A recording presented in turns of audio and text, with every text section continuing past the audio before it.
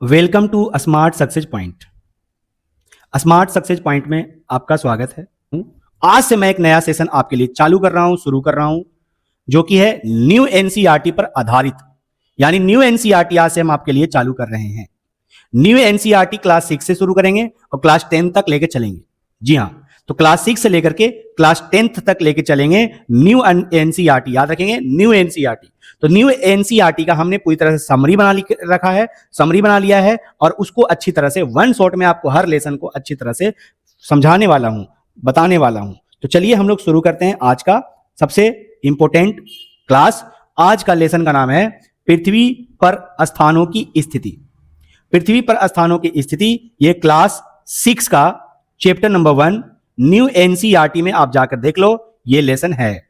जी हां, तो चलिए आज हम लोग इसको पहली शुरुआत करते हैं। तो सबसे पहले हम जानते हैं यहां पर मानचित्र को। तो मानचित्र को समझने के लिए, जैसे मान लो कि पृथ्वी को एक छोटे से पन्ने पर उतारना हो, तो पृथ्वी को एक छोटे से पन्ने पर उतारना हो तो आप क्या करेंगे? आप सोचिए, आप क्या करेंगे बताइए। तो आप क्या करेंगे? आप हर चीज का एक छोटा सांकेतिक चित्र बना लेंगे, ठीक है। और यही जो है, जब सांकेतिक चित्र बनाइएगा तो इसी को हम क्या कहेंगे? मानचित्र कहेंगे। इसी को क्या कहेंगे? मानचित्र कहेंगे। जैसे यहां पर क्या दिया हुआ है, जरा उसको समझ लेते हैं। जी हां, चलिए देखिए यहां पर मानचित्र संपूर्ण पृथ्वी, उसके किसी एक भाग जैसे गांव, शहर, राज्य या देश का समतल कागज पर पैमाने की मदद से बनाया गया प्रतीकात्मक या सांकेतिक रेखांकन है। जी हां, तो प्रतीकात्मक, जी हां, जो यानी सिंबॉलिक, यानी प्रतीक, कुछ उसका प्रतीक देता है, सिंबॉलिक देता है, सांकेतिक रेखांकन है। तो इसी को हम मानचित्र कहते हैं। मानचित्र को इंग्लिश में मैप कहते हैं और मैप शब्द का लैटिन भाषा है, मैप शब्द का लैटिन भाषा है मैप्पा। क्या है? मैप्पा। जी हां, और मैप्पा से बना, जिसका अर्थ होता है रुमाल या कपड़े। अब ये रुमाल या कपड़े क्या है सर? रुमाल या कपड़े, देखिए आपको हम अच्छी तरह समझाते हैं कि इसका अर्थ होता है रुमाल या कपड़े। क्यों? क्योंकि पुराने जमाने में लोग जब नक्शा बनाते थे तो या तो कपड़े पर बनाते थे या तो चमड़े पर बनाते थे। जी हाँ, पहले जमाने के लोग। अब क्या आ गया? अब पेपर आ गया। लेकिन अर्थ तो वही रहेगा ना, जो पहले जमाने के लोग जिस चीजों पर मैप का नक्शा बनाया करते थे, तो उसके हिसाब से उसका अर्थ, मैपा का अर्थ होता है रुमाल या कपड़े। अब यहां पर समझिएगा, रही बात मानचित्र को, एक मानचित्र है बिहार का, एक मानचित्र है भारत का, एक मानचित्र है यूएसए का। अब सारे मानचित्र को हम एक किताब में उतार दिया, किताब बना दिया उस मानचित्र के साथ। जब उसको हम किताब में उतार दिया तो ऐसे मानचित्र को हम कहते हैं एटलस। जी हाँ, जब बहुत सारे मानचित्रों को एक साथ एक पुस्तक के रूप में दे दिया जाता है तो उसे एटलस कहते हैं। देख लो, क्या बोलते हैं उसको? एटलस कहते हैं। सवाल आएगा कि मानचित्र बनाने वाले, मानचित्र का नक्शा बनाने वाले पहले व्यक्ति कौन थे? तो उनका नाम था कार्टोग्राफर। क्या नाम था? कार्टोग्राफर। याद रखिएगा, उनका नाम था ग्राफर। जी हाँ, कार्टोग्राफर। याद रखिएगा इस बातों को। चलिए आगे बढ़ जाते हैं, अगले पॉइंट पे और आते हैं। अगला पॉइंट क्या कहता है? देखिए यहां पर बहुत ही इंपॉर्टेंट पॉइंट है, मानचित्र के प्रकार। तो मानचित्र को सबसे पहले बनाने वाले का नाम क्या था? कार्टोग्राफर। जी हां, अब यहां पर देखेंगे मानचित्र के मुख्य प्रकार। मानचित्र 3 प्रकार के होते हैं। एक होता है भौतिक मानचित्र, एक होता है राजनीतिक मानचित्र और एक होता है थीमेटिक मानचित्र। अब इसको हम लोग एक एक करके समझेंगे कि ये है क्या। देखिए, अगर हम भौतिक मानचित्र की बात कर लें तो इसमें पृथ्वी की प्राकृतिक आकृतियां दिखाई जाती है। इसमें पृथ्वी की प्राकृतिक जो आकृतियां हैं उसको दिखाई जाती है ना। जैसे प्राकृतिक आकृतियां, याद रखिएगा, अगर प्रकृति से जुड़ा हुआ है तो वो है भौतिक मानचित्र। अगर मानव निर्मित से जुड़ा हुआ है तो वह है राजनीतिक मानचित्र। भौतिक मानचित्र किसको कहते हैं? जो प्राकृतिक से जुड़ा हुआ है। तो प्राकृतिक आकृतियां जैसे पठार, पर्वत, मैदान, नदियां, महासागर, ये सारे जो ये नक्शे आ जाएंगे, जहां पर पठार को दिखाया जाता है मानचित्र में, जहां पर पर्वत को दिखाया जाता है मानचित्र में, जहां पर मैदानों को दिखाया जाता है मानचित्र में, तो ऐसे मानचित्र को हम कहते हैं भौतिक मानचित्र। जी हाँ, अगर आपको यह देखना है कि गंगा नदी कहां से बहती है या हिमालय पहाड़ कहां है, तो आप कौन से मानचित्र का उपयोग करिएगा बताइए? तो जी हाँ, भौतिक मानचित्र का उपयोग करिएगा। जी हाँ, है ना? तो भौतिक मानचित्र। अगला अगला है राजनीतिक मानचित्र। राजनीतिक मानचित्र की अगर हम बात करें तो इसमें राज्यों, जी हाँ, इसमें राज्यों, नगरों, शहरों, गांव और सीमाओं को दर्शाया जाता है। इसमें राज्य को दर्शाया जाता है, नगर को दर्शाया जाता है, शहर को दर्शाया जाता है, गांव को दर्शाया जाता है और उसकी सीमाओं को दर्शाया जाता है। ठीक है, जी हाँ, और यहां तक कि अंतरराष्ट्रीय और राज्यीय सीमा को भी दर्शाया जाता है। तो ऐसे, ठीक है, ऐसे मानचित्र को हम कहते हैं राजनैतिक मानचित्र। ऐसे मानचित्र को हम क्या बोलते हैं? राजनैतिक मानचित्र। तो राजनैतिक मानचित्र की अगर हम बात करें तो यह इंसानों द्वारा बनाई जाती है, इंसानों द्वारा बनाई गई सीमाओं का नक्शा है। जी हाँ, जिसमें देश के बारे में दिखाया जाएगा, राज्य के बारे में दिखाया जाएगा, शहर के बारे में बताया जाएगा, ये सारे चीजों को दिखाया जाता है। भारत में जैसे बिहार या उत्तर प्रदेश कहाँ है ना? भारत में बिहार या उत्तर प्रदेश कहाँ है, या भारत की सीमा पाकिस्तान चीन से कहाँ मिलती है, यह देखने के लिए हमें कौन सा नक्शा चाहिए? जी हाँ, तो राजनीतिक नक्शा चाहिए, याद रखिएगा। चलिए अगला जो आता है मानचित्र वह है थीमैटिक मानचित्र। अब अगर हम थीमैटिक मानचित्र की बात करें, देखिएगा, किसी विशेष विषय पर केंद्रित जैसे सड़क मानचित्र, वर्षा मानचित्र, वन, उद्योग धंधों का वितरण अगर दिखाए जा रहे हैं, ऐसे मानचित्र को हम कहते हैं थीमैटिक मानचित्र। इसको सरल भाषा में समझा जाए तो यह किसी एक विषय पर आधारित नक्शा होता है। ये एक विषय पर आधारित नक्शा होता है, याद रखिएगा। किसी खास जानकारी का वितरण देता है, जैसे सड़कें, बारिश, जंगल, उद्योग, ये सारे। अगर आपको मौसम विभाग को यह दिखाना हो कि भारत के किस राज्य में सबसे ज्यादा बारिश होती है, तो वे वर्षा का थीमेटिक मानचित्र को दिखाएंगे। तो इस तरह से थीमेटिक मानचित्र, देखो यही होता है थीमेटिक मानचित्र। आप देखे होंगे ये नक्शा, जहां पे मान लो कहीं पे वन ज्यादा है तो वन को ऐसे दिखाया जाता है कि यहाँ पे देखो ग्रीन ग्रीन, ऐसे करके ग्रीन ग्रीन की देखो यहाँ पे ज्यादा वन है। वर्षा कहाँ ज्यादा हो रहा है तो देखो ऐसे दिखाया जाता है कि देखो यहाँ पे ज्यादा वर्षा हो रहा है ना? इस तरह से सड़कों की जाल कैसे कैसे गया हुआ है तो इस तरह से गया हुआ है। तो ये सब थीमेटिक मानचित्र है। जी हाँ, तो आपको, मुझे उम्मीद है कि आपको ये तीनों मानचित्र बहुत ही डिटेल अच्छी तरह से समझ में आ गया होगा। अब हम आते हैं अगले पॉइंट की ओर। मानचित्र के तीन घटक। मानचित्र के तीन घटक। अब ये तीन घटक क्या है देखिए, तो जानते हैं आप, मानचित्र के तीन घटक दूरी होता है, दिशा होता है और प्रतीक होता है। ये चीजों को जानना बहुत जरूरी है, दूरी, दिशा, प्रतीक। अब आप ही बताइए कि अगर जमीन पर 100 किलोमीटर लंबी सड़क है तो क्या हम 100 किलोमीटर की लंबी कागज को बना सकते हैं? लंबी कागज नहीं बना सकते हैं। इसलिए हम दूरी को छोटा कर देते हैं और उसके अनुपात में माप देते हैं। तो उसी को हम क्या बोलते हैं? उसी को हम बोलते हैं पैमाना। जैसे जमीन पर वास्तविक दूरी, मानचित्र पर दिखाई गई दूरी, बीच के अनुपात को पैमाना कहते हैं। इसी को क्या बोलते हैं? पैमाना कहते हैं, याद रखिएगा। तो पैमाना की अगर हम बात करें, जैसे घर से स्कूल की बीच की दूरी कितनी है? 10 किलोमीटर है। तो इस मानचित्र पर हम 2 सेंटीमीटर दर्शाएंगे। मानचित्र पर कितना दर्शाएंगे? 2 सेंटीमीटर, यहां से यहां तक ऐसे दर्शाएंगे बस। क्यों दर्शाएंगे? क्योंकि हम 10 किलोमीटर नहीं दर्शा सकते। तो हम समझेंगे कि 1 सेंटीमीटर के बराबर हो गया 5 किलोमीटर, ऐसे हम सब दर्शाएंगे इसको। यही दर्शाने की विधि पैमाना कहलाती है। जी हां, और हम लोग ये भी देखते हैं कि कौन सी मानचित्र है, उस पर लिखा रहता है कि इसका इतना दर्शाया हुआ है। जी हां, मानचित्र में लिखा रहता है, सब कुछ लिखा रहता है। चलिए आगे देखते हैं। पैमाने के प्रकार की अगर हम बात करते हैं तो पैमाने, छोटे पैमाने वाला मानचित्र 2 तरह के होते हैं और एक होते हैं बड़े पैमाने वाले मानचित्र। तो अगर छोटे पैमाने की बात करा जाए तो बड़े क्षेत्र वाले भागों को दर्शाने के लिए हम छोटे पैमाने वाला मानचित्र का उपयोग करते हैं। जैसे महाद्वीप या देश को दर्शा रहे हैं तो हमें छोटे पैमाने वाला मानचित्र का उपयोग करना पड़ेगा। जैसे 5 सेंटीमीटर बराबर 500 किलोमीटर, तो हमें अब कैसे दर्शाना पड़ेगा? 500 किलोमीटर बराबर 5 सेंटीमीटर। जी हां, तो ऐसे दर्शाना पड़ेगा और ऐसे पैमाने को हम कहते हैं छोटे पैमाने वाला मानचित्र। जी हां, तो याद रखिएगा, अगर कोई बड़ा क्षेत्रफल को दर्शा रहे हैं तो वो छोटे पैमाने पर दर्शाएंगे, अगर कोई छोटा क्षेत्रफल को दर्शा रहे हैं तो वो बड़े पैमाने पर दर्शाएंगे। तो बड़े पैमाने पर जब दर्शाएंगे तो उसे हम कहेंगे बड़े पैमाने वाला मानचित्र।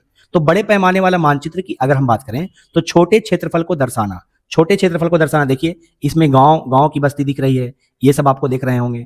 तो ये जब गांव की बस्ती दिख रही है तो इसका मतलब हो गया कि ये छोटे पैमाने वाला मानचित्र है, यानी हमें बड़े क्षेत्रफल को दिखाना पड़ा। जैसे गांव या कस्बा, जिसमें हमें क्या दिखाना पड़ा, देख लो यहां पर 500 मीटर बराबर 5 सेंटीमीटर, है ना।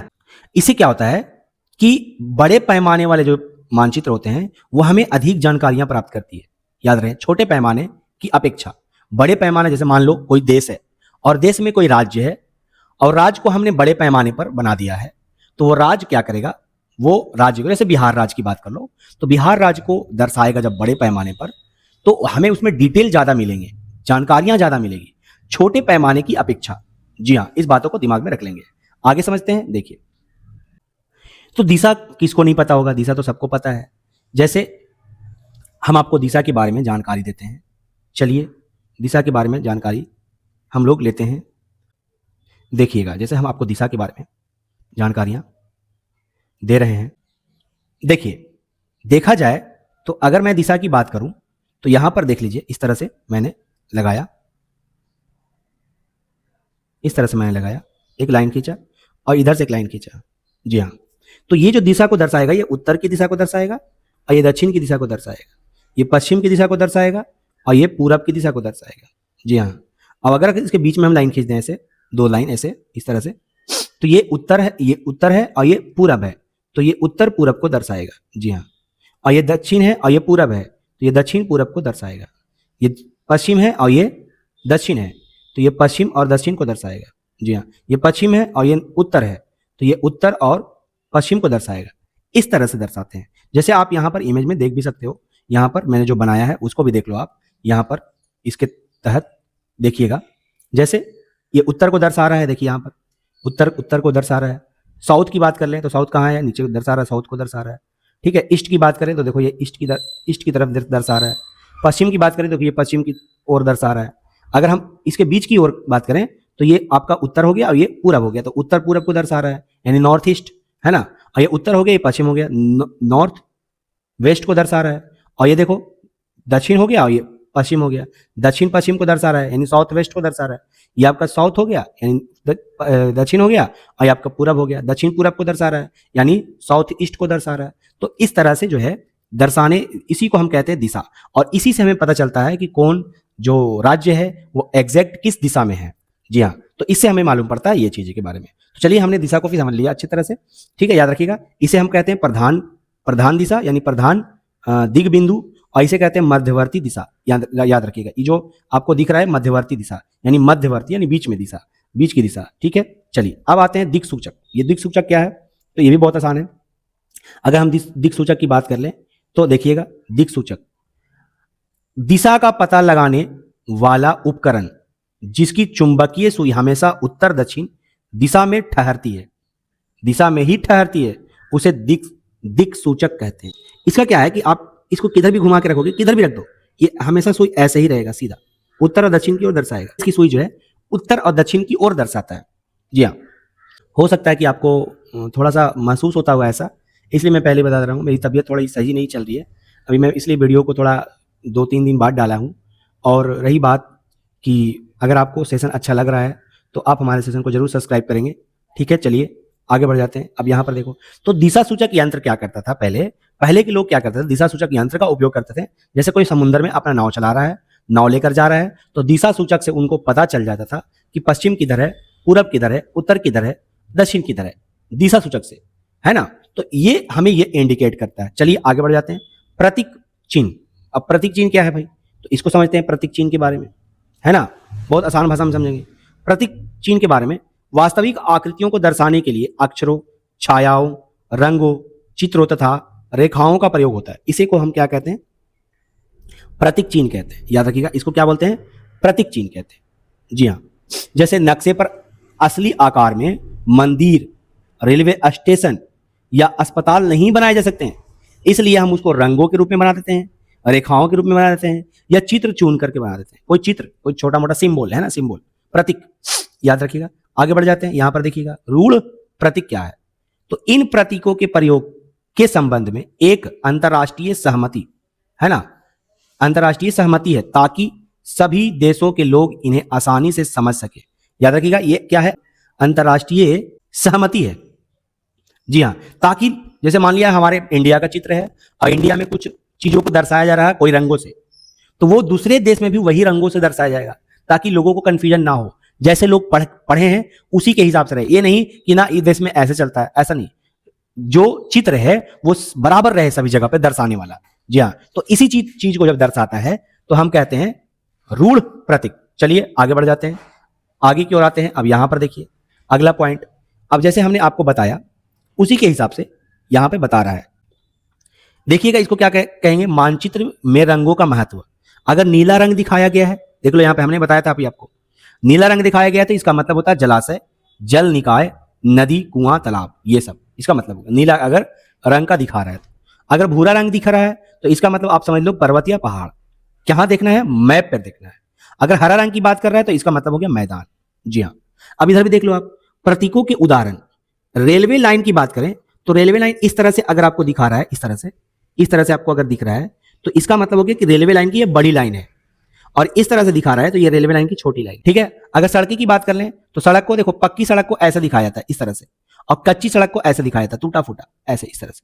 ठीक है, तो ये प्रतीक होते हैं, ये देखने को मिलते हैं, यही है प्रतीक। आगे देखो सीमा की अगर बात करें तो अंतरराष्ट्रीय सीमा को इस तरह से दर्शाया जाता है, ऐसे ऐसे इस तरह से ऐसे दर्शाया जाता है। जी हाँ, और अगर हम बात कर लें राज्य सीमा की तो राज्य सीमा को ऐसे करके बीच में बिंदु, और फिर ऐसे, फिर बिंदु, फिर ऐसे, इस तरह से दर्शाया जाता है। जी हाँ, और अगर जिला सीमा की बात करें तो जिला सीमा को ऐसे दर्शाया जाता है। जी हाँ, तो ये सब कहां देखने को मिल रहे हैं, ये सब हमें मैप पे देखने को मिल रहे हैं। जी हाँ, लेकिन अब रही बात कि इसको जारी करने वाला कौन है, इसको जारी कौन करता है, सिंबल को जारी कौन करता है, तो उसका नाम है भारतीय सर्वेक्षण विभाग, यानी सर्वे ऑफ इंडिया। जी हाँ, भारत में भारतीय सर्वेक्षण विभाग इन प्रतीकों का मानक संकलन तैयार करता है। जी हाँ, तो इन प्रतीकों का क्या करता है, मानक संकलन तैयार करता है। कौन कौन तैयार करता है भाई, तो वो है भारतीय सर्वेक्षण विभाग। चलिए आगे की ओर बढ़ जाते हैं। तो खाका की बात अगर हम करें, जिसे हम प्लेन भी बोलते हैं, प्लेन, और रेखा चित्र की बात करें, मान लो आप अपने घर को दर्शा रहे हो कि आपके गांव या घर को दर्शा रहे हो कि हम आपके घर के पास आसपास क्या क्या है, तो आपने दर्शाया कि हमारा ये घर हुआ, इस तरह का घर हुआ, और घर के बगल में यहां पर आपको मंदिर देखने को मिला, और यहां पर स्कूल देखने को मिला। इस तरह से आपने दर्शा दिया, और जब दर्शाया ना तो यही कहलाया मानचित्र। जी हाँ, बस सिंपल सी बात है, यही मानचित्र कहलाया। अब इसको पढ़ के समझ लो, देखो क्या कहता है, यह बिना पैमाने, देखो बिना पैमाने के केवल याददाश्त या कच्चे आरेखन पर आधारित मानचित्र होता है। देख लो, कच्चे आरेख, कोई नापना उपना नहीं है, बस आपको दर्शा देना है ऐसे ऐसे है, ये है वो है। ठीक है ना, जो किसी स्थान का मोटा मोटा रास्ता बनाने के लिए खींचा जाता है, जिसे हम कहते हैं रेखा चित्र। जी हाँ, तो इसी को हम कहते हैं रेखा चित्र, जो हम बस दर्शाने के लिए बनाते हैं, उसको बस दर्शाने के लिए, याद रखेंगे। चलिए आगे देखते हैं, खाका की बात कर लेते हैं। अगर हम खाका की बात करें तो यहां पर देखिएगा, एक छोटे क्षेत्र का बड़े पैमाने पर खींचा गया बारीक और सटीक रेखांचित्र, जैसे किसी घर या कमरे का नक्शा। जैसे आप घर बना रहे हो तो यहां पर एक बैठक का रहेगा, यहां पर इतना मीटर का इतना ही रहेगा, इससे रहेगा वैसे रहेगा, यहां पर रसोई घर रहेगा, यहां से अंदर जाने का रास्ता रहेगा, इधर से इधर दरवाजा रहेगा, ऐसे खुलेगा दरवाजा यहां से। तो आप इस तरह से बनाएं चित्र, तो उसको एग्जैक्ट नाप के बनाते हैं कि कितना बाई कितना का रहेगा, कितना हिसाब से रहेगा। तो ऐसे चित्र को हम कहते हैं खाका, ऐसे मानचित्र को हम कहते हैं खाका, याद रखेंगे। तो खाका जैसे कोई बिल्डिंग का मॉडल हो गया, कोई बिल्डिंग का नक्शा हो गया, कोई कमरे का नक्शा हो गया, कोई घर का नक्शा हो गया, कोई दुकान का नक्शा हो गया, तो ये सारे जो दर्शाते हैं इसी को हम कहते हैं खाका। तो खाका छोटे क्षेत्र जैसे कमरा मकान का सटीक बड़ा नक्शा होता है, और रेखांचित्र क्या होता है, बिना पैमाने के नक्शा, कच्चा नक्शा, याद रखिएगा। जी हाँ, चलिए, तो पृथ्वी का मानचित्र और ग्लोब। पृथ्वी का मानचित्र और ग्लोब, पृथ्वी का आकार भूआब है। भूआब का मतलब क्या होता है, यानी ये पृथ्वी जो है ना, ये पूरी तरह से गोल नहीं है, ये गोल बनाया गया है ना, वो पूरी तरह से गोल नहीं। तो कैसा है सर, तो भाई ऐसा है, ये इस तरह से थोड़ी सी यहां पर चपटी है और ऐसे आ जाती है, ऐसे इस तरह से, यहां भी चपटी है थोड़ी सी और यहां भी चपटी है, और चपटी की वजह से दोनों जगह पे चपटी जब है, तो इस वजह से इसे हम कहते हैं भूआब। क्या बोलते हैं, भूआब बोलते हैं, याद रखें। जी हाँ, तो इस वजह से हम इसको क्या बोलते हैं, भूआब बोलते हैं। जी हाँ, चलिए अब आगे देखिए, यहां पर क्या कहता है, तो हमने क्या देखा कि पृथ्वी पूरी तरह से गोल नहीं है, ध्रुवों पर थोड़ी सी चपटी है, और बीच यानी विषुवत रेखा में थोड़ी उभरी हुई है।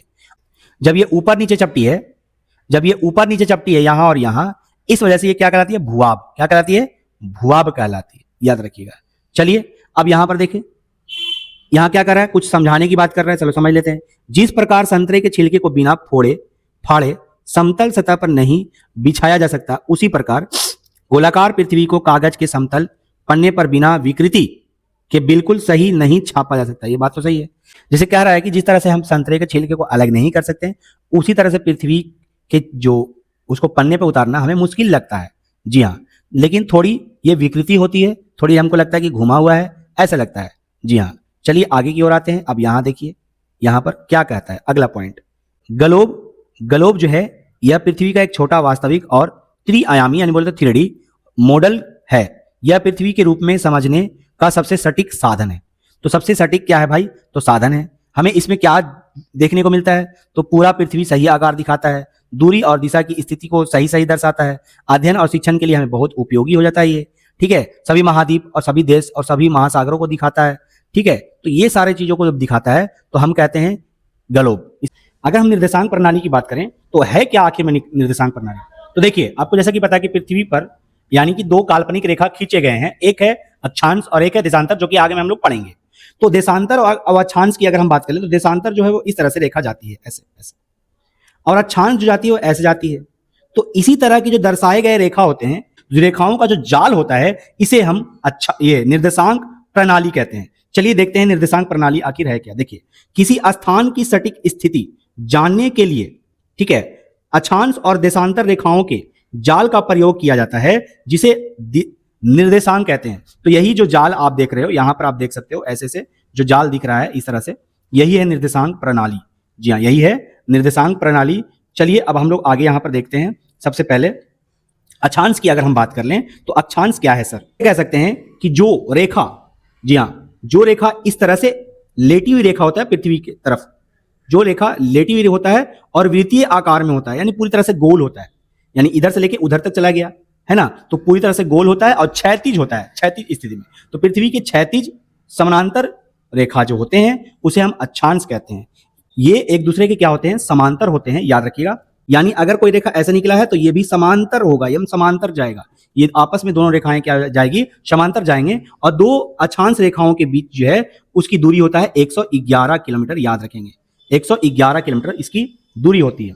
चलिए अब यहां पर एक इंपॉर्टेंट पॉइंट समझ लेते हैं हम लोग, क्या भाई, कि जो एक रेखा, सबसे बड़ी रेखा जो होती है वो बीच से गुजरती है, उसे हम कहते हैं विषुवत रेखा, ठीक है, या विषुवत वृत्त, या इसे भूमध्य रेखा भी कहा जाता है।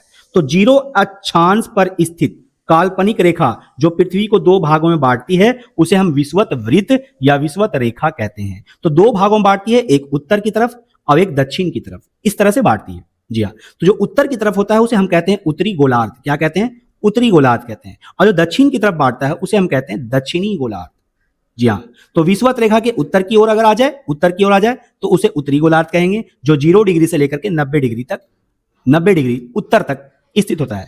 और विषुवत रेखा से लेकर के दक्षिणी ध्रुव तक को हम कहते हैं दक्षिणी गोलार्ध। ये रहा दक्षिणी गोलार्ध, तो ये दक्षिणी गोलार्ध, ठीक है, जो 0 डिग्री से शुरू होकर के 90 डिग्री दक्षिण तक जाता है, याद रखेंगे इसको। चलिए आगे की ओर आ जाते हैं। यहां पर अब हम अक्षांश को अच्छी तरह से समझते हैं, जो कि हमने यहां पर देखा भी कि विषुवत वृत्त से ध्रुवों की ओर जाने पर वृत्तों का जो आकार है वो छोटा होता जाता है।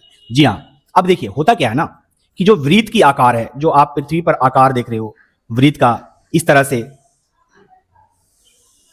से आकार देख रहे हो पृथ्वी पर, जो ऐसे घूम करके जो वृत्तीय आकार है, वो जैसे ही आप ध्रुवों की तरफ जाएंगे वो धीरे धीरे कम होता चला जाता है। जैसे कि आप यहां पर इमेज के थ्रू देख सकते हैं, यहां पर ज्यादा दिखा और यहां धीरे धीरे जाकर के एकदम छोटा हो गया। तो इस तरह से देखने को हमें मिलता है। जी हाँ, चलिए आगे की ओर आ जाते हैं। यहां पर तो विषुवत वृत्त जो है वो 0 डिग्री को दर्शाता है, और उत्तरी ध्रुव जो है वो 90 डिग्री उत्तर को दर्शाता है, और दक्षिणी ध्रुव जो है वो 90 डिग्री दक्षिण को दर्शाता है। यहां पर इस हिसाब से देख सकते हैं क्या है, कि अगर आपसे कोई सवाल कर दे कि कुल अक्षांश कितने हैं, तो आपका आंसर होना चाहिए 181। कुल अक्षांश जो है वो 181 है। और अगर आपसे कोई पूछ ले कि कुल अक्षांश रेखा कितना है, तो आपका आंसर होना चाहिए 189। कुल अक्षांश रेखा 189 है, और कुल जो अक्षांश है वो 181 है। यानी अब रेखा की बात कर रहे हैं सर, तो रेखा यहां पर ऐसे कैसे है, देखिए उत्तरी ध्रुव और जो दक्षिणी ध्रुव है वो एक रेखा नहीं है, वो एक बिंदु है। इसलिए उसको हम रेखा नहीं मानते हैं। लेकिन अगर हम अक्षांश की बात करें तो अक्षांश उसे हम मानते हैं। जी हाँ, तो कुल अक्षांश 181 हो जाएगा और कुल अक्षांश रेखा कितना हो जाएगा? 189 हो जाएगा। यही चीज है। चलिए अब यहां पर देखते हैं हम लोग ताप कटिबंध को। ताप कटिबंध पढ़ लेते हैं, जो अक्षांश के हिसाब से जलवायु का एक संबंध है। कैसे भाई? देखिए, अगर हम बात करें, ये जो है आपका कौन सा रेखा है? तो ये है विषुवत रेखा। विषुवत रेखा। और ये कौन सी रेखा है? तो ये है कर्क रेखा। और ये कौन सी रेखा है? तो ये है मकर रेखा, जो दक्षिण की तरफ है। तो अगर हम बात करें कर्क रेखा से मकर रेखा के बीच की दूरी को, तो इसे हम कहते हैं उष्ण कटिबंध। क्या बोलते हैं भाई? उष्ण कटिबंध बोलते हैं, याद रखिएगा, जिसे हम बोलते हैं टोरिड जोन, जो विषुवत रेखा के पास होता है और यहां सबसे अधिक गर्मी लगती है, यानी गर्मी होती है। अच्छा, अब अगर हम विषुवत रेखा से चले जाए कहां? आर्कटिक विरीत की तरफ। कर्क रेखा से आर्कटिक विरीत की तरफ चले जाएं, ये आर्कटिक विरीत की तरफ चले जाएं, तो यहां, और मकर रेखा से अंटार्कटिक विरीत की तरफ चले जाएं, तो इस कटिबंध को हम कहते हैं शीतोष्ण कटिबंध। याद रखेंगे, यानी टेम्परेट जोन, शीतोष्ण कटिबंध कहते हैं। और यहां तापमान क्या होता है? मध्यम होता है। ये चीज क्षेत्र को देख लीजिए आप। तो ये जो क्षेत्र होता है, यानी कि ध्रुवों के पास, तो ध्रुवों के पास जो होता है वहां अत्यधिक ठंडा लगता है हमें, और इस कटिबंध को हम कहते हैं शीत कटिबंध। जी हाँ, तो यही कटिबंध है। चलिए आगे बढ़ जाते हैं, आगे की ओर आते हैं। अब यहां पर देखिए आप, यहां पर क्या देखने वाली बात है कि जो महत्वपूर्ण अक्षांश रेखा है उसको हमें जानना है। तो महत्वपूर्ण अक्षांश रेखा पहला आता है, जो कि आपने पढ़ लिया है, जिसे कहते हैं विषुवत रेखा या विषुवत वृत्त। जी हाँ, इक्वेटर। अच्छा जी, उसके बाद अगर उत्तर की ओर जाएं, तो उत्तर में 23.5 डिग्री, उत्तर में 23.5 डिग्री, ठीक है, जो कहलाता है कर्क रेखा। क्या कहलाता है? कर्क रेखा, है ना? जी हाँ, ट्रॉपिक ऑफ कैंसर, जो हमारे भारत के बीचों बीच से होकर गुजरती है। यानी कर्क रेखा जो है हमारे भारत के बीचों बीच से होकर गुजरती है। जी हाँ, 8 राज्यों से होकर गुजरती है। इसका आंसर आप बताएंगे कमेंट में कि किस 8 राज्यों से होकर गुजरती है। ठीक है, जरूर बताइएगा। चलिए आगे आ जाते हैं मकर रेखा। मकर रेखा की बात हम करें तो मकर रेखा जो है वो दक्षिणी गोलार्ध में स्थित है, जो 23.5 डिग्री अपने अक्ष पर झुका हुआ है। 23.5 डिग्री, ये भी कितना डिग्री का कोण बनाता है? तो 23.5 डिग्री का कोण बनाता है, लेकिन ये कहाँ है? दक्षिण में स्थित है। उसके बाद हम बात करें उत्तर ध्रुव वृत्त। उत्तर ध्रुव वृत्त की अगर हम बात करें, जिसे हम आर्कटिक वृत्त भी कहते हैं, यह है आर्कटिक वृत्त, जो 66.5 डिग्री का कोण बनाता है, और किधर बनाता है? उत्तर की ओर, उत्तर की ओर। जी हाँ, अब अगला आता है दक्षिणी ध्रुव वृत्त, जिसे हम अंटार्कटिक सर्कल भी कहते हैं, या अंटार्कटिक वृत्त भी कहते हैं, जो दक्षिणी गोलार्ध में होता है, और यह भी 66.5 डिग्री का कोण बनाता है। जी हाँ, याद रखिएगा इस बातों को। और उसके बाद तो आपने पढ़ ही लिया, उत्तरी ध्रुव जो 90 डिग्री का कोण बनाता है, जो कि एक ध्रुव है, और दक्षिणी ध्रुव ये भी दक्षिण में 90 डिग्री का कोण बनाता है। तो ये थे कुछ महत्वपूर्ण अक्षांश रेखाएं। चलिए, हमने अक्षांश रेखा के बारे में अच्छी तरह से डिटेल जान लिया। अब हम आते हैं देशांतर रेखा के बारे में। चलिए, देशांतर रेखा के बारे में हम समझते हैं। यहां पर देखिएगा, देशांतर रेखा की अगर हम बात करें तो उत्तर ध्रुव को दक्षिण ध्रुव से जोड़ने वाली सभी काल्पनिक अर्धवृत्ताकार, याद रखिएगा ये अर्धवृत्ताकार है, रेखाओं को देशांतरीय यमयोत्तर कहते हैं। तो यानी देशांतरीय यमयोत्तर, देखो देशांतर रेखा ये है, जो कि अर्धवृत्ताकार है, यानी ये इस तरह से है, अर्धवृत्ताकार। जी हाँ, और इसके पीछे यानी ये 0 डिग्री का सिंबल बनाता है, ये 0 डिग्री बताता है, और इसके पीछे जो है वो 180 डिग्री का कोण बनाता है। जी हाँ, इस तरह से ऐसे स्थित है, और ऐसे अर्धवृत्ताकार ऐसे स्थित हैं, जो कि लगभग 360 देशांतर है। याद रखिएगा 360 देशांतर। जी हाँ, तो देशांतरों की संख्या कितनी है? 360। चलिए, अब इसकी विशेषता की बात अगर कर ले हम, तो यहां पर देखिएगा इसकी विशेषता क्या है। ये सभी रेखाओं ध्रुवों पर जाकर एक बिंदु पर मिल जाती है। ले लेते हैं, चलिए यहां पर एक वृत्त ले लेते हैं। देखिए, एक वृत्त ले लिया, मान लेते हैं ये आपका पृथ्वी है। जी हाँ, और पृथ्वी पर जो रेखा है इस तरह से ऐसे खींचा हुआ है, पृथ्वी पर जो रेखा है वो इस तरह से ऐसे खींचा हुआ, ऐसे खींचा हुआ। जी हाँ, और इसी रेखा को हम कहते हैं अर्धवृत्त, और ये अर्धवृत्ताकार रेखा है। जी हाँ, यानी कि ये ध्रुवों पास है, ध्रुव पास जुड़ेंगे ऐसे जाकर के, ऐसे जाके जुड़ेंगे। जी हाँ, जिसे हम आपको और क्लियर बना दें, देखो इस तरह से जुड़ेंगे, ऐसे जाके जुड़ेंगे, तो इस तरह से है। तो देखा जाए तो इसकी जो लंबाई, सबसे ज्यादा लंबाई होती है वो होता है विषुवत रेखा के पास, और सबसे कम लंबाई होती है वो ध्रुवों के पास होती है। याद रखिएगा, यानी बीच की दूरी है ना, ये चीजें हैं। चलिए अब यहाँ पर देखिएगा, आगे की ओर समझते हैं। यहाँ पर क्या कहता है कि मिल जाती है, और ध्रुवों पर इनकी बीच की दूरी शून्य हो जाती है, 0 हो जाती है। जी हाँ, जैसे कि आप देख सकते हो यहाँ पर इसकी सीमा की बात करें, 0 डिग्री से 180 डिग्री पूरब तक, यहाँ पर 0 डिग्री से 180 डिग्री पूरब तक, इधर 180 डिग्री पूरब तक होता है, और 0 डिग्री से पश्चिम तक 180 डिग्री होता है। जी हाँ, तक होता है। तो 180 डिग्री जो पूरब है और जो 180 डिग्री पश्चिम है, वो एक ही रेखा है, अलग अलग रेखा नहीं है। याद रखिएगा इस बातों को, वो एक ही रेखा है। जी हाँ, वो अलग रेखा नहीं है, बस जाकर के एक पूरब से मिल जाती है और एक जाकर पश्चिम से मिल जाती है।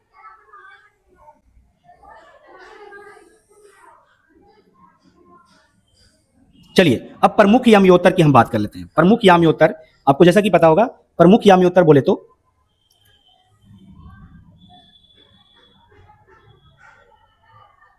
प्रमुख यामियोत्तर जो ग्रीनविच से गुजरने वाली एक रेखा है, जो 0 डिग्री देशांतर रेखा गुजरती है, उसी को हम प्रमुख यामियोत्तर मानते हैं। देख लो आप, ग्रीनविच, ग्रीनविच क्या है? एक शहर है और उस शहर से एक रेखा गुजरती है, 0 डिग्री देशांतर रेखा, और उसी को हमने क्या मान लिया है? प्रमुख यामियोत्तर मान लिया है। यानी उसी की वजह से हमें पता चलता है, टाइम का मालूम पड़ता है कि कोई कौन सी जगह पर कितना टाइम हो रहा है, कितना बज रहा है। ठीक है, चलो अब यहां पर देखते हैं। वर्ष 1884 में तय किया गया कि इंग्लैंड के लंदन में ग्रीनविच से गुजरने वाली रेखा को 0 डिग्री देशांतर माना जाएगा।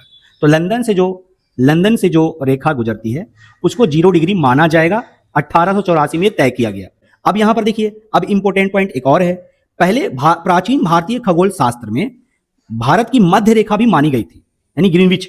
यूरोप के ग्रीनविच को मानक मानने से कई शताब्दियों पहले ही भारत की अपनी प्रमुख यामियोत्तर थी, जिसे मध्य रेखा कहा जाता था। और ये कहां से गुजरता था? तो ये उज्जैनी से गुजरता था, जो आज उज्जैन है। जी हाँ, वहां से गुजरता था। ठीक है जी, चलिए अब यहां पे महत्व देखिएगा। उज्जैन खगोल विज्ञान का एक महान केंद्र था, जहां महान खगोलविद जैसे वराहमिहिर और आर्यभट्ट ने अध्ययन और कार्य किया था मुख्य यामियोत्तर के बारे में। चलिए अब हम लोग टाइम जोन को समझते हैं। टाइम जोन क्या है सर? तो टाइम जोन को बहुत इंपॉर्टेंट जानना है हम लोग को, टाइम जोन जो कि बहुत इंपॉर्टेंट है। चलिए बहुत ही आसान तरीके से समझा देंगे आपको टाइम जोन को। देखिए, टाइम जोन की बात करें तो इसका मूल्य सूत्र क्या है? आपको पता है कि हमारा पृथ्वी 24 घंटे में 360 डिग्री घूमती है ना? यानी पूरा चक्कर लगाती है, और जब पूरा चक्कर लगाएगा 360 डिग्री। ठीक है, तो इसलिए 360 डिग्री को अगर आप 24 घंटा से भाग करोगे तो आंसर आएगा 15 डिग्री देशांतर। तो 15 डिग्री देशांतर बराबर आप क्या मानोगे? 1 घंटा मानोगे। ठीक है, अब अगर आपको जैसा कि पता है कि 1 घंटा में 60 मिनट होता है, तो 60 मिनट को अगर आप 15 से भाग करोगे तो 4 मिनट आएगा। यानी 4 मिनट में 1 डिग्री देशांतर बराबर 4 मिनट। तो यहां पर तो निकल के आ गया कि हम जान गए कि 1 डिग्री बराबर 4 मिनट होता है। जी हाँ, तो अब इसी तरह से अब आगे समझिएगा। अब यहां पर ग्रीनविच का एक नियम भी है, ग्रीनविच से एक समय का नियम भी है। क्या नियम है? कि अगर आप ग्रीनविच से पूरब की ओर जाते हो तो समय आपका क्या होगा? बढ़ेगा। जैसे मान लो 15 डिग्री बराबर कितना होता है? 15 डिग्री बराबर 1 घंटा होता है, तो 1 घंटा समय आगे होगा। जी हाँ, अगर पश्चिम की ओर जाते हो आप तो पश्चिम में क्या होगा? समय क्या होगा? 1 घंटा घटेगा, यानी 1 घंटा पीछे होगा। तो याद रखिएगा, अगर आप पश्चिम की ओर जाते हो तो समय घटेगा, और अगर आप पूरब की ओर जाते हो तो समय बढ़ेगा, यानी जुटेगा। चलिए अब यहां पर हम लोग एक चीजों को समझते हैं। अगर हम बात करें कि भारतीय मानक समय यानी IST किसको माना गया है भाई? तो भारत में लगभग 82.5 पूरब देशांतर जो उत्तर प्रदेश के मिर्जापुर प्रयागराज से गुजरती है को मानक यामियोत्तर मान लिया गया है। अब बात को समझिए, भारत के जो मानक समय रेखा है वो उत्तर प्रदेश के मिर्जापुर, प्रयागराज के मिर्जापुर से गुजरती है। जी हाँ, जो कि 5 राज्यों से होकर गुजरती है। अब इसको भी आप कमेंट में जरूर बताइएगा कि भारत का मानक समय रेखा, ठीक है, किस किस राज्यों से होकर गुजरती है। और अगर आपको सेशन अच्छा लग रहा है तो आप हमारे चैनल को सब्सक्राइब जरूर करेंगे। चलिए अब यहां पर देखिए, तो मानक समय रेखा जो है 82.5 डिग्री पूरब है। तो आपको अभी हमने बताया कि अगर कोई ग्रीनविच से पूरब की ओर जाता है तो समय में क्या होगा? बढ़ेगा। समय क्या होगा? बढ़ेगा। अब देखिए, अब हम जान रहे हैं कि 82.5 डिग्री है, तो पहले 82 डिग्री को हम मिनट में चेंज कर देते हैं। तो हम जानते हैं कि 1 डिग्री बराबर 4 मिनट होता है। जी हाँ, हमें ये पता है कि 1 डिग्री बराबर कितना मिनट होता है? 4 मिनट। तो 1 डिग्री बराबर कितना मिनट होता है? 4 मिनट होता है। तो अब यहां पर देखिए आप, तो 4 से अगर आप 2 में गुना करते हो तो कितना आएगा? 4 दूना 8 और 4 8 32, तो कितना आ गया? 328 मिनट। जी हाँ, तो 328 मिनट आया, जो कि आधा डिग्री अभी भी है। तो आधा डिग्री जब आप 4 को गुना करोगे आधा डिग्री को, तो कितना मिनट आ जाएगा? 2 मिनट। तो 2 मिनट इसमें और जुटेगा। जब 2 मिनट जुटेगा तो कितना होगा? 330 मिनट। अब देखिए आप, 330 मिनट। अब यहां पर समझिएगा और अच्छी तरह से, इसको इरेज करते हैं। यहां पर कितना था? 330 मिनट। तो अब ऐसा करो, 300 प्लस 30 कर दो। और आपको पता है कि 1 घंटा में 60 मिनट होता है, तो 6 पचे कितना हो गया? 30, यानी 5 घंटा 30 मिनट, यानी 5.5 घंटा ग्रीनविच से हमारा भारत आगे रहेगा। अब देखो आप, जो हमने आपको बताया वो यहाँ पे है, देख लो, यहाँ देख लो। तो अब देखिए, IST और GMT यानी ग्रीनविच, ठीक है, में अंतर क्या है? भारतीय मानक समय ग्रीनविच टाइम से 5 घंटा 30 मिनट आगे रहता है, जो कि आपको अभी निकाल के दिखाया। क्यों? क्योंकि 82.5 डिग्री पूरब में स्थित है, तो पूरब में स्थित है तो आगे रहेगा समय क्षेत्र। जी हाँ, है ना। अब क्या हमने बताया कि लंदन में अगर 12 बज रहा है तो हमारे भारत में कितना बजेगा? 5:30 बजेगा। जी हाँ, तो इस चीजों को समझ लीजिएगा, क्योंकि पूरब में है। अब यहाँ पर देखो विशाल देशों के समय क्षेत्र यानी टाइम जोन। तो टाइम जोन की अगर हम बात कर लें, टाइम जोन की, तो यहाँ पर समझिएगा अच्छी तरह से, ठीक है। देखिए अगर हम बात कर लें सबसे अधिक टाइम जोन किसके पास है, तो सबसे अधिक टाइम जोन है फ्रांस के पास, जो कि यहाँ पर नहीं दिया हुआ है, तो कोई दिक्कत नहीं, हम आपको बता रहे हैं। 12 टाइम जोन है फ्रांस के पास, और अपने आप को वो 12 नहीं 13 मानता है, क्योंकि वो अंटार्कटिका उसको अपने क्षेत्र मानता है, अंटार्कटिका को दावा करता है कि ये भी हमारा क्षेत्र है, और इस तरह से इसके पास 12 टाइम जोन है, ठीक है। यानी अब मिलाकर के कितना टाइम जोन हो जाएगा, 13 टाइम जोन हो जाएगा। अगर उसको दावा करता है, अगर उसको मान लिया जाए तो, है ना। तो अभी हम फिलहाल के लिए 12 टाइम जोन को मानेंगे कि फ्रांस के पास सबसे अधिक टाइम जोन किस देश के पास है, तो फ्रांस के पास। अब बोलोगे सर फ्रांस इतना छोटा देश है और उसके पास 12 टाइम जोन कैसे है, वो अगर बड़ा देश रहता तो मान भी सकते हैं। तो देखिए कि इसका जवाब हो जाएगा क्या, कि फ्रांस तो ठीक है, फ्रांस एक जगह पे है, पर उसके इतने सारे क्षेत्र को अपना उपनिवेश बना के रखा हुआ है कि वो सभी को फ्रांस मानता है, और उस वजह से उसके पास 12 टाइम जोन है। जी हाँ। तो उसके बाद आता है रूस। कौन आता है भाई, उसके बाद आता है रूस। जी हाँ, तो रूस आता है उसके बाद। रूस के पास 11 टाइम जोन है, जो कि लाजिम है, बहुत बड़ा देश है, ठीक है। अगर हम अमेरिका की बात कर लें, दोनों यानी कनाडा और यूएसए को मिला करके, तो इसके पास 12 टाइम जोन है, ठीक है। जी हाँ, याद रखेंगे। और कहीं कहीं पे आपको 11 भी देखने को मिलता है, तो इसके लिए भी थोड़ा सा कंफ्यूजन है। तो चलिए अब आगे बढ़ जाते हैं। यहाँ पर देखिएगा, अब हमको जानना है अंतरराष्ट्रीय तिथि रेखा। अंतरराष्ट्रीय तिथि रेखा क्या है, यानी इंटरनेशनल डेट लाइन। जी हाँ, तो लगभग आपको जैसा कि पता है कि 0 डिग्री तो हो गया, अब 0 डिग्री के जो पीछे है 180 देशांतर रेखा, उसी को हम अंतरराष्ट्रीय तिथि रेखा कहते हैं। चलिए अब यहाँ पर देखिए, अब इसमें नियम भी बहुत अजीब है। देखिए यही है अंतरराष्ट्रीय तिथि रेखा। अब बोलोगे सर ये ऐसा टेढ़ा मेढ़ा है। जी हाँ, अभी टेढ़ा मेढ़ा क्यों बनाया गया है, ये भी हम आपको बताते हैं। चलिए, तो यही अंतरराष्ट्रीय तिथि रेखा है। तो अब अगर बात करें, ये अंतरराष्ट्रीय जो तिथि रेखा है, ये इधर का भाग हो जाएगा पश्चिम, जी हाँ, और इधर का भाग हो जाएगा पूरब। जी हाँ, पूरब हो जाएगा। चलिए जी, अगर आप पूरब की ओर जाते हो तो आपका जो डेट है वो एक दिन कम हो जाएगा। जी हाँ, एक दिन क्या हो जाएगा, घट जाएगा। जी हाँ, पूरब की ओर जाते हो तो। और आप पश्चिम की ओर जाते हो तो आपका एक दिन जो समय है वो क्या हो जाएगा, बढ़ जाएगा। जी हाँ, अगर मान लो कि पूरब की ओर आप गए, वहां का डेट है जो 20 अगस्त पूरब की ओर है, तो पश्चिम की ओर 21 अगस्त रहेगा। जी हाँ, तो ऐसे टाइम जोन को देखा जाता है। जी हाँ, तो एक दिन आगे रहता है वो इधर पश्चिम की ओर में। जी हाँ, चलिए अब यहाँ पर हमने देखा था कि जो रेखा है वो टेढ़ा मेढ़ा कैसा होता है। तो यह रेखा सीधी ना होकर टेढ़ी मेढ़ी बनाई जाती है, क्योंकि ताकि एक देश के द्वीप की जमीनी हिस्से में दो अलग अलग तिथि ना हो। जो यहाँ पर जो जमीनी हिस्सा है, यहाँ पर जो जमीनी हिस्सा है, यहाँ पर जो आप जमीनी हिस्सा देख रहे हो, तो ये टेढ़ा मेढ़ा इसलिए बनाया जाता है ताकि तिथि रेखा दोनों का गड़बड़ाए नहीं, आपस में बना रहे सही से। ठीक है, चलिए अब यहाँ पर आगे बढ़ जाते हैं। यहाँ देख लो इसको, अब लास्ट पॉइंट है ग्रिड प्रणाली। ग्रिड प्रणाली को हम समझते हैं और आज आपका चैप्टर आज का खत्म हो जाएगा। चलिए देखिए यहाँ पर ग्रिड प्रणाली। ग्रिड प्रणाली क्या है भाई, इसको समझते हैं। तो ग्लोब या मानचित्र पर अक्षांश और देशांतर रेखाओं के परस्पर काटने से बने जाल को ग्रिड प्रणाली कहते हैं। वही जैसे मान लो ये अक्षांश रेखा ऐसे है, सॉरी ये देशांतर है ना, तो ये देशांतर रेखा ऐसे है और ये अक्षांश रेखा ऐसे है, इस तरह से। अब जो जहां पर जाल बना, ये जाल बना, ये देख लो आप, ये जाल बना इस तरह से, तो इसी को हम ग्रिड बोलते हैं। इसी को क्या बोलते हैं, ग्रिड। ग्रिड बोलते हैं। और ये ग्रिड से ही पता चलता है कि एग्जैक्ट में कौन सा देश कहां पे है।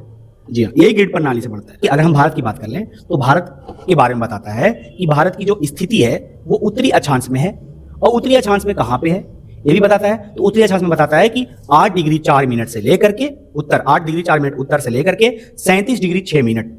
जी हाँ, तो ऐसे बताता है 37 डिग्री 6 मिनट उत्तर तक, और फिर दक्षिण का भी बताता है ना। तो इसी जो प्रणाली को बताता है वही क्या बनता है, ग्रिड बनता है, और वही प्रणाली को हम क्या कहते हैं, ग्रिड प्रणाली। चलिए अब यहाँ पर देखिए, इससे क्या होता है, सटीक ज्ञात स्थिति पता चलता है। यानी ग्रिड की सहायता से हम पृथ्वी पर किसी भी स्थान का बिल्कुल सटीक स्थिति आसानी से ज्ञात कर सकते हैं। आज का आपका नया एनसीईआरटी का पहला चैप्टर क्लास 6 का कैसा लगा? अगर आपको पसंद आई हमारी वीडियो तो प्लीज हमारे चैनल को जरूर सब्सक्राइब करेंगे। इस तरह के आपके लिए वीडियो लाते रहेंगे, तो आप हमारे लिए बस ऐसा ही प्यार बनाए रखिए और हमें भी सपोर्ट करिए। मिलेंगे क्लास 6 के अगले चैप्टर में, तब तक के लिए आप हमें इजाज़त दीजिए। जय हिंद।